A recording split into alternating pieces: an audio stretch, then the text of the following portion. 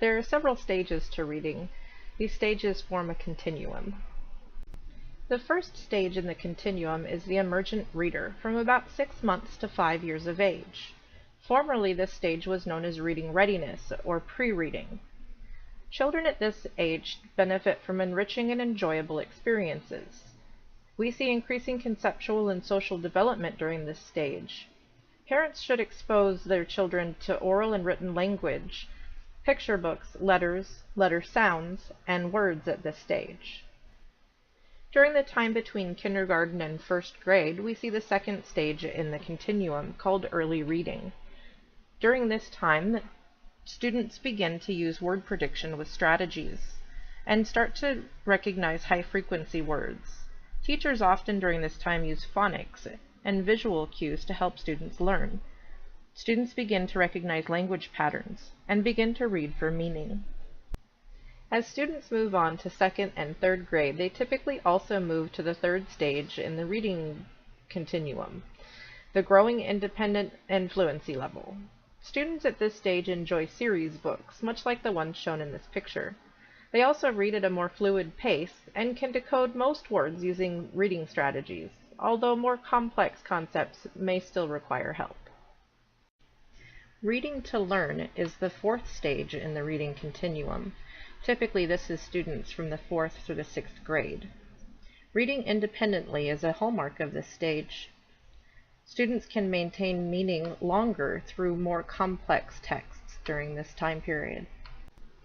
Typically, somewhere around 7th grade, students reach the 5th and final stage of the continuum of learning to read. This stage is called abstract reading, and it continues into adulthood. At this point, students read completely independently and fluently. They begin to read much more complex forms of texts and read for pleasure as well as to learn.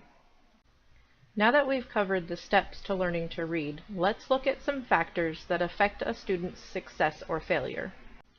Factors such as environment, socioeconomics, cultural factors, language acquisition and development, biogenetics, cognitive aptitude, prior knowledge and experience, instructional delivery, and learner attitude and learned helplessness can greatly affect the student's success or failure rate at learning to read. There are several disabilities and deficits that can make reading difficult for some students. One of these disabilities is called dyslexia. Dyslexia is a learning disorder characterized by difficulty reading. More than 3 million U.S. cases are reported every year. Students with dyslexia may struggle with phonemic awareness, reading comprehension, spelling, writing, and math. There are several conditions that fall under the umbrella of dyslexia. One disability, called dysgraphia, is one of these. Dysgraphia is a brain-based issue. Students with dysgraphia often have messy handwriting and struggle with spelling and putting thoughts on paper. The cause of dysgraphia is unknown, but there may be a link to genetics.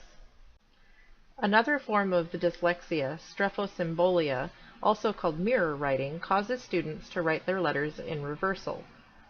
Text appears as if it is in a mirror. Sometimes students with strephosymbolia write from the right to the left side of the paper.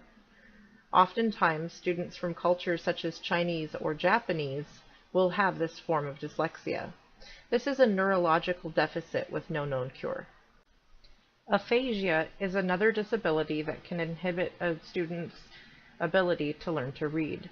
This is a language disorder that affects a person's ability to communicate. More than 200,000 U.S. cases are reported per year. Aphasia is always due to an injury of the brain. Some possible causes are stroke, head trauma, brain tumors, and infections. Aphasia can be mild to severe, and there are 6 different types: global, Broca, Wernicke's, primary progressive, anomic, and mixed non-fluent aphasia. Aphasia affects fluency of speech, comprehension, and/or the ability to repeat words or phrases. Picture support, and likely IEP, are good ways to help students with aphasia. Problems with decoding can also affect a student's success rate at learning to read. Decoding is using letter-sound relationships and letter patterns to pronounce written words. If students have problems with decoding, it takes a long time to read words, and most of the meaning is lost in the time that it takes to figure them out. A slow processing speed can also be a hurdle for students to overcome. This is the amount of time that it takes to perceive information, process information, and then formulate or enact a response. Students with problems with comprehension also find it difficult to learn to read. A lack of reading strategies will also make learning to read difficult for some students. Students with problems with comprehension also find it difficult to learn to read. Sometimes, not being able to recall or retrieve information also causes a problem for students when trying to learn to read. Fluency plays a big part in the comprehension of what students read. A lack of fluency can also play a big part in difficulty with learning to read. A lack of motivation to want to learn to read can also be a big problem. And finally, disinterest in reading, or illiteracy, is also a big problem. If students have the capability of reading, but simply don't want to do it, this can also hinder learning to read.